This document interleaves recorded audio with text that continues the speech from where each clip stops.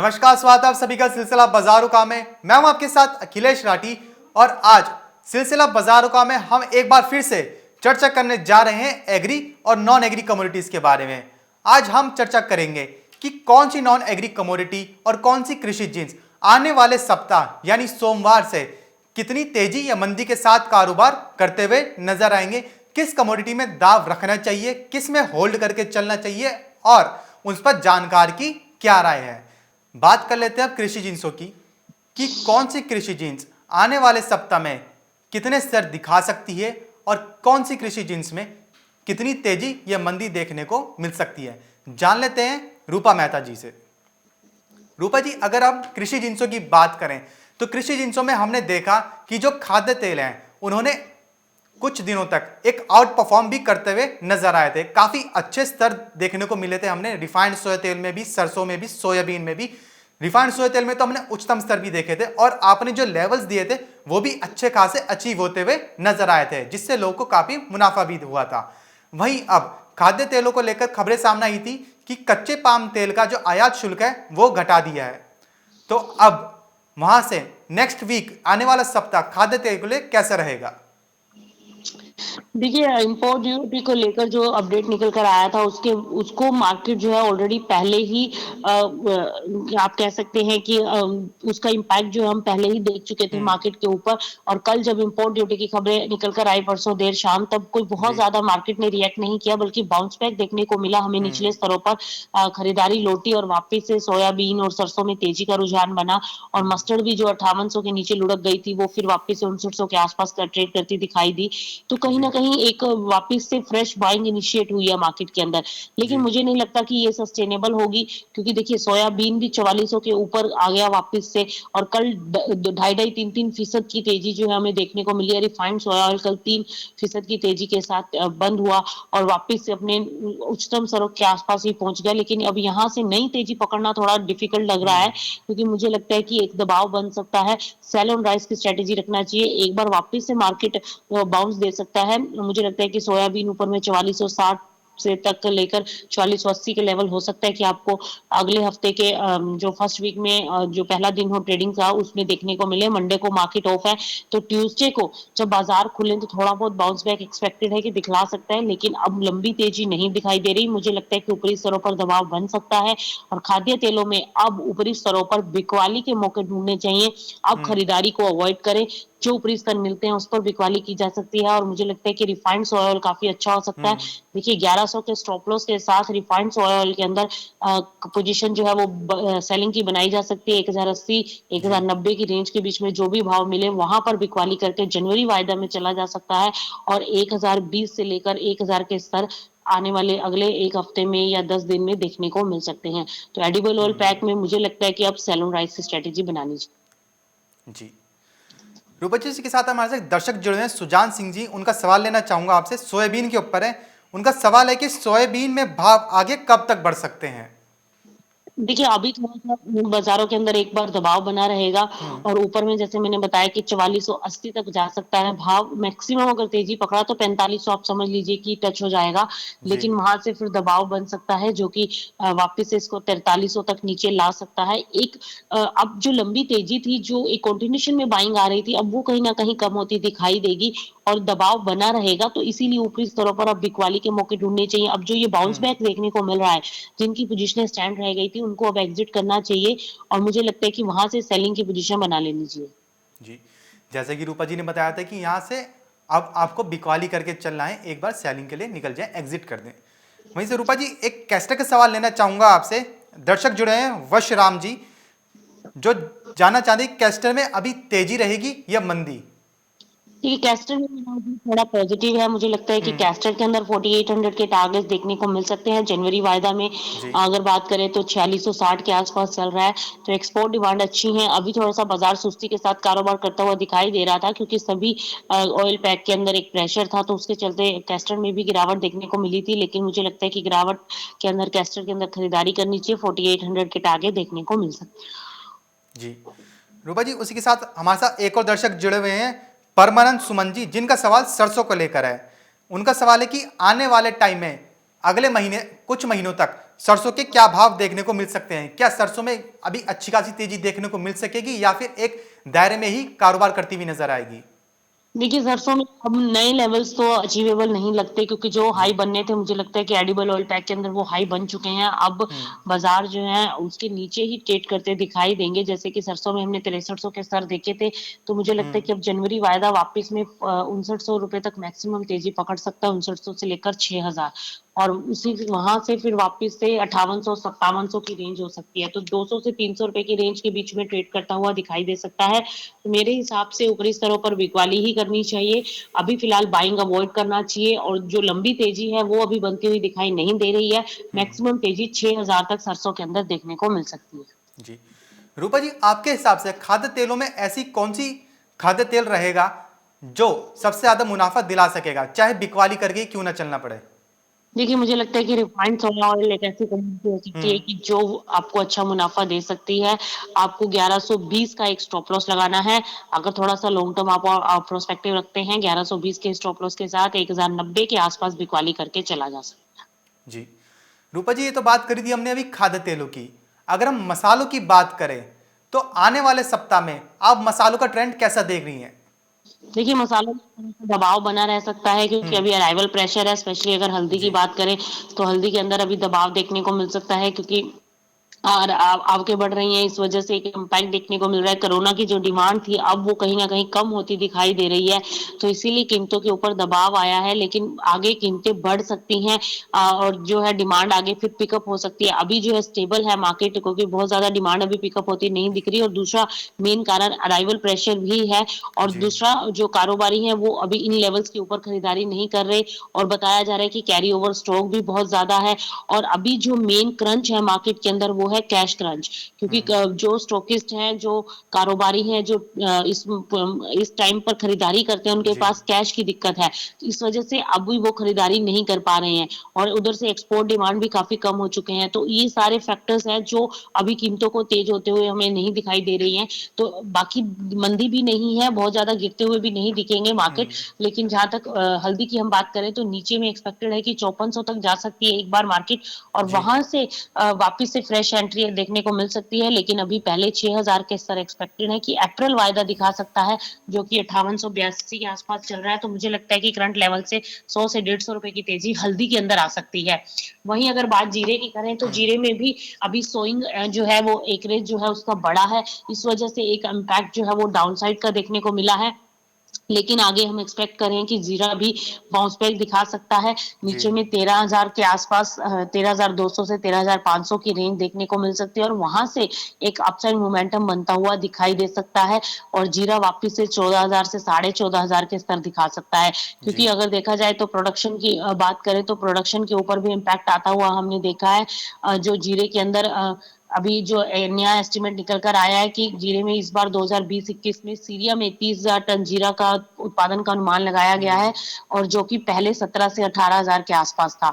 तो अब इस बार प्रोडक्शन भी बढ़ने के चांसेस बताए जा रहे हैं कि सीरिया में, तुर्की में प्रोडक्शन जो है वो बढ़ सकता है। जी। लेकिन वहीं दबाव जो है वो एक लिमिटेड हो सकता है। 13,200 तक मार्केट गिर सकता है, और वहां से बाउंस बैक जो कि वापस से 14,200 से 14,800 के स्तर दिखा सकता है। तो बाय ऑन डिप की स्ट्रेटेजी जीरे के अंदर लेकर चला जा सकता है। जी। रूपा जी, धनी के बारे में जानना चाहेंगे। हमने कल शाम के कारोबारी सत्र में देखा था कि धनी में एक अच्छी खासी बढ़त देखने को मिली थी। धनी में हमने शाम के कारोबारी सत्र में काफी अच्छी तेजी देखने को मिली थी। वहीं अब धनी में क्या करके चलना चाहिए? देखिए, धनिये के अंदर भी अभी जो दबाव देखने को मिल रहा है, क्योंकि मिलर्स की तरफ से जो खरीदारी है वो काफ़ी कम पड़ गई थी, इस वजह से कमज़ोर देखने को मिली थी, कीमतों के अंदर दबाव देखने को मिला। तमिलनाडु और केरल के अंदर भी जितने भी ये स्पाइसेस के जितने भी ट्रेडर्स हैं, उन्होंने अभी तक बाइंग जो है वो स्टार्ट नहीं की है, इस वजह से भी कीमतों के अंदर दबाव देखने को मिला था।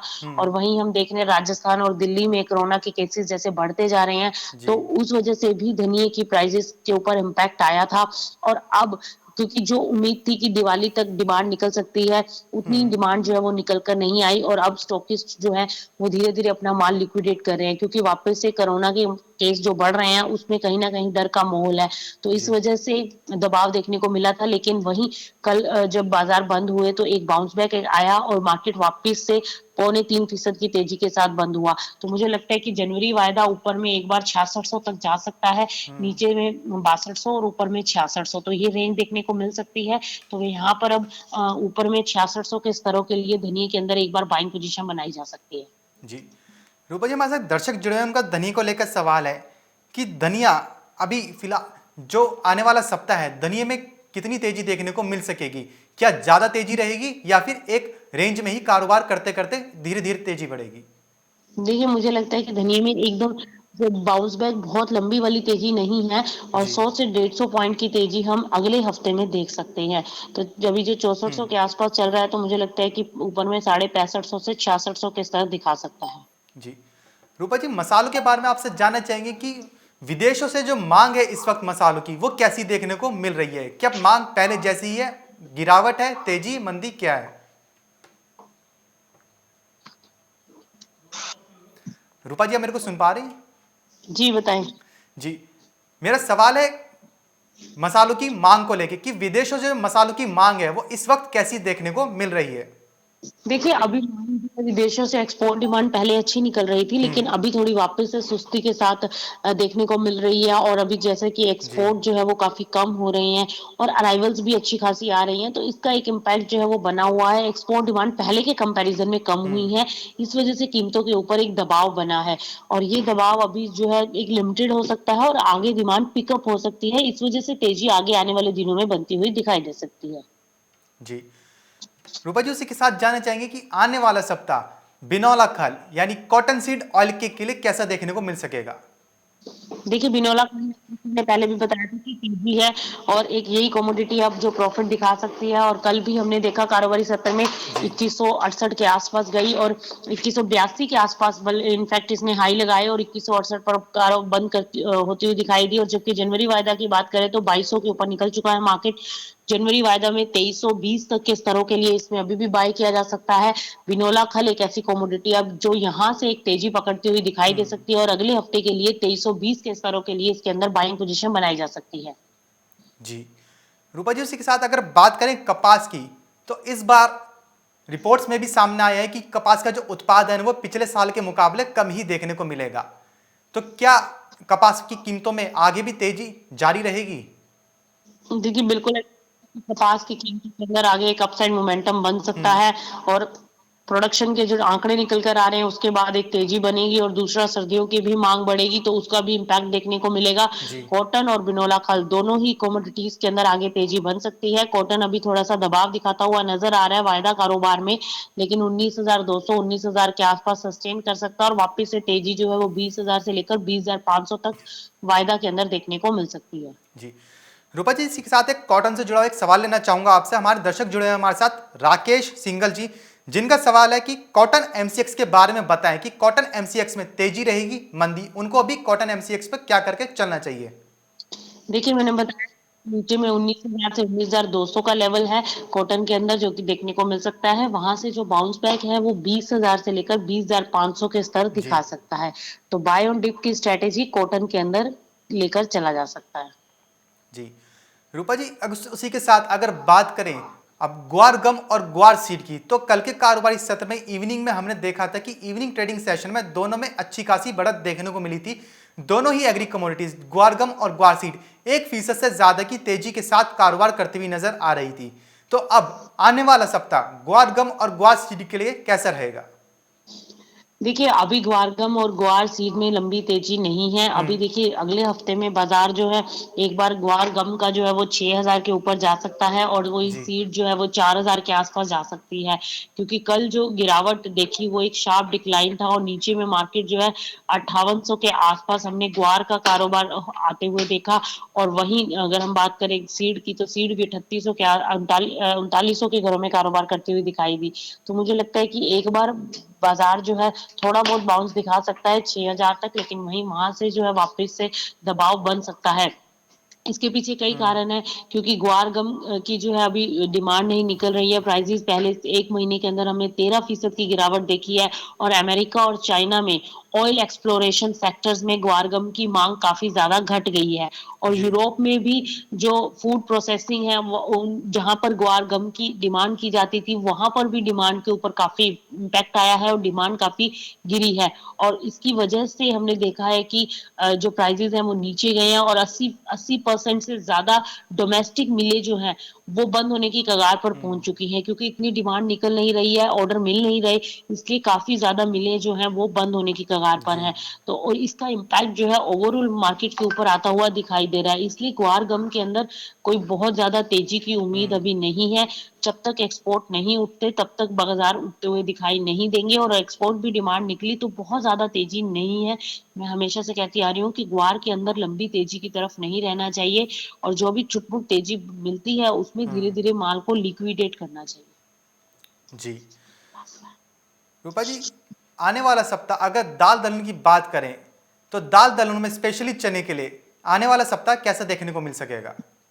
देखिए, दाल-दलहन की बात करें तो स्पेशली चने के अंदर मुझे लगता है कि ये एक रेंज बाउंड एक्टिविटी देखने को मिल सकती है, क्योंकि नाफेड की तरफ से खुले मार्केट में चना बेचा जा रहा है। इस वजह से जो प्रेशर है वो बना हुआ है। नीचे में जी। 4800 तक चना जा सकता है, और ऊपर में मुझे लगता है कि 5200 का स्तर देखने को मिल सकता है। वहीं जनवरी वायदा की बात करें तो 5000 से लेकर 5200 के स्तर जनवरी वायदा में देखने को मिल सकते हैं। और वहीं अगर दिसंबर वायदा की बात करें तो नीचे में 48,900 से 4800 के अराउंड मार्केट जाता हुआ दिखाई दे सकता है। मुझे लगता है कि चने के अंदर प्रेशर बना रह सकता है, सेल ऑन राइस की स्ट्रेटेजी रखनी चाहिए। जी। उसी के साथ रूपा जी, दाल दलहन से रिलेटेड एक क्वेश्चन लेना चाहूंगा। हमारे साथ एक दर्शक जुड़े हैं, राकेश चौधरी जी, जो जानना चाह रहे हैं कि उनके पास हाजिर में दाल रखी हुई है इस वक्त अरहर की, मूंग की और मसूर की, तो क्या उन्हें इस वक्त होल्ड करनी चाहिए क्योंकि पहले के मुकाबले भाव अभी कम देखने को मिल रहे हैं, या फिर धीरे धीरे माल को लिक्विडेट करके चलते रहना चाहिए? देखिए, बिल्कुल माल को धीरे-धीरे निकालना चाहिए, जो भी बाउंस बैक आए आप उसमें एग्ज़िट करें, क्योंकि मुझे बहुत जी। लंबी तेज़ी अब दालों में दिखाई नहीं देती है। मेरे हिसाब से मुझे लगता है कि बाज़ार करेक्ट हो सकते हैं, तो इसलिए जब भी बाउंस बैक आए आप धीरे-धीरे माल को लिक्विडेट करें। ऑलरेडी प्राइसेज़ अच्छे मिल चुके हैं दालों के, पिछले साल के कंपैरिज़न में एक अच्छा जो है पुश अप आया है, तो मुझे लगता है कि आपको लिक्विडेट करना चाहिए माल को। जी। रूपा जी, एक खाद्य तेलों से जुड़ा हुआ सवाल लेना चाहूंगा। हमारे साथ एक दर्शक जुड़े हुए हैं, ऋषभ अग्रवाल जी, जिनका सवाल है सोयाबीन को लेकर। वो जानना चाह रहे हैं कि सोयाबीन और सोया रिफाइन में आने वाले सप्ताह में किन लेवल्स पर ट्रेडिंग करके चलना चाहिए?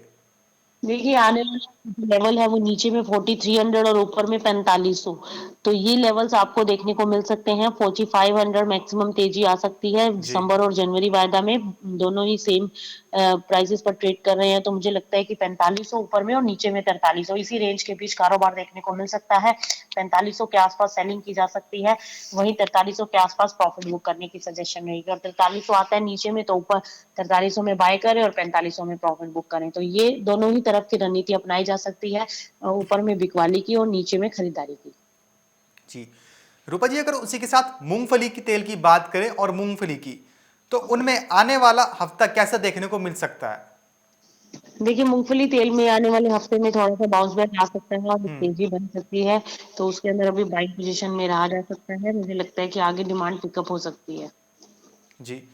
रूपा जी, उसी के साथ आपसे जानना चाहेंगे कि अलसी का बाजार आने वाला सप्ताह में कैसा देखने को मिलेगा, क्योंकि हाल ही में सरकार ने ओमेगा युक्त तेलों की ब्लेंडिंग के लिए मंजूरी दे दी है, उसमें अलसी और चिया सीड जैसे खाद्य तेलों का इस्तेमाल करके चला जा सकता है, तो आने वाले सप्ताह में इन दोनों का बाजार कैसा देखने को मिल सकेगा?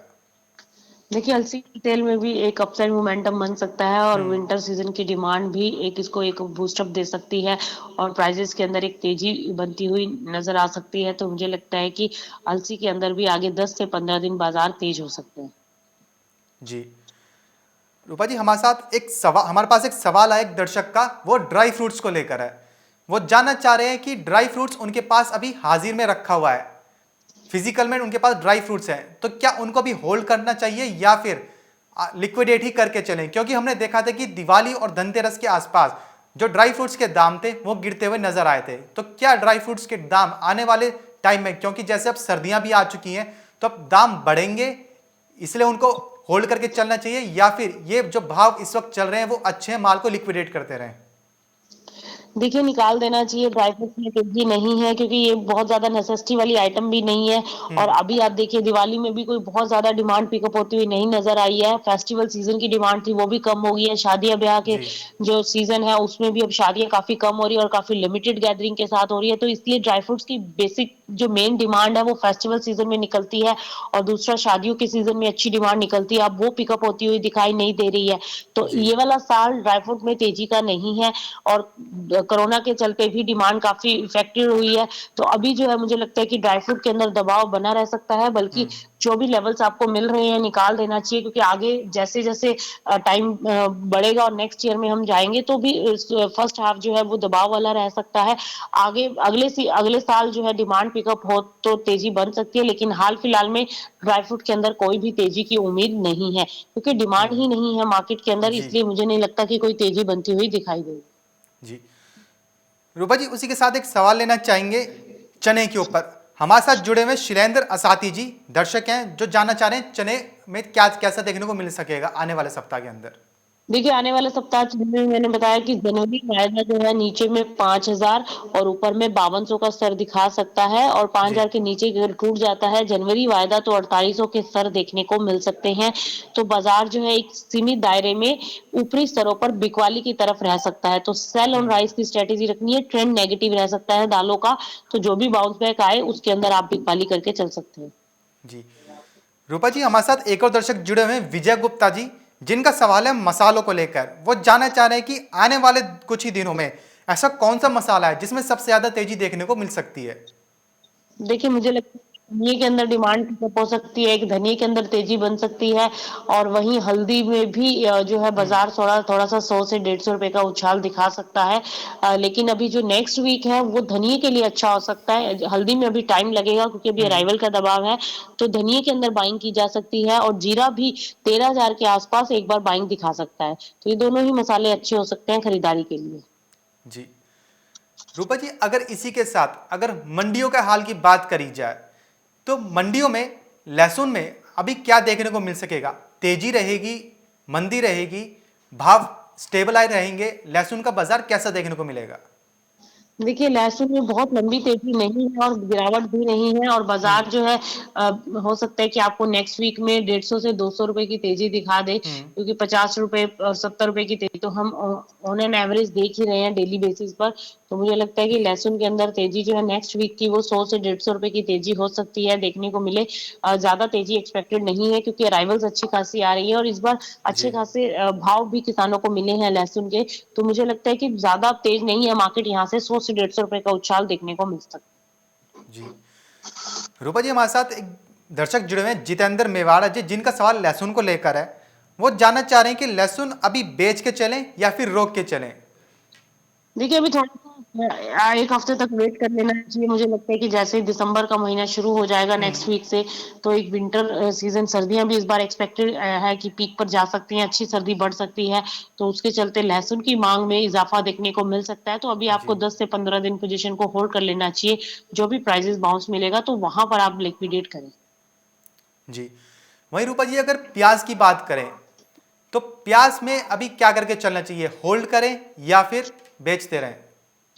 देखिए, प्याज को लिक्विडेट करना चाहिए, अभी तो तेज़ी बनी हुई है और तेज़ी जो है वो लिमिटेड है। प्राइसेज़ जो है वापस से जो हमने ₹100 का आंकड़ा देखा था, वो तो अब एक्सपेक्टेड नहीं है जी कि वापस से तेज़ी आएगी क्योंकि छुटपुट अराइवल्स मार्केट के अंदर आ रही हैं, जैसे राजस्थान से आ रही हैं, तो अभी नासिक का प्याज आना बाकी है।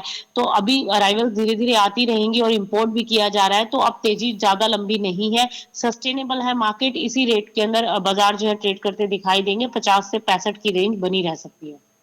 जी वहीं रूपा जी, अगर बात करें अगर आलू की, तो कल हमने देखा था कि जो किसानों का धरना प्रदर्शन चल रहा है दिल्ली के अंदर, उसके कारण जो बॉर्डर सील हो रखे हैं हरियाणा और पंजाब के, उससे जो आवाजाही है वो प्रभावित हुई है। जो आलू के जो ट्रक हैं और अन्य कृषि उपज के जो ट्रक हैं, उनको आने में दिक्कतों को सामना करना पड़ रहा है, जिससे मंडियों में जितनी आवकें होनी चाहिए उतनी देखने को नहीं मिल रही हैं। वहीं उसी के चलते हमने कल देखा था कि दिल्ली की आजादपुर मंडी के अंदर आलू में एक जोरदार तेजी देखने को मिली थी।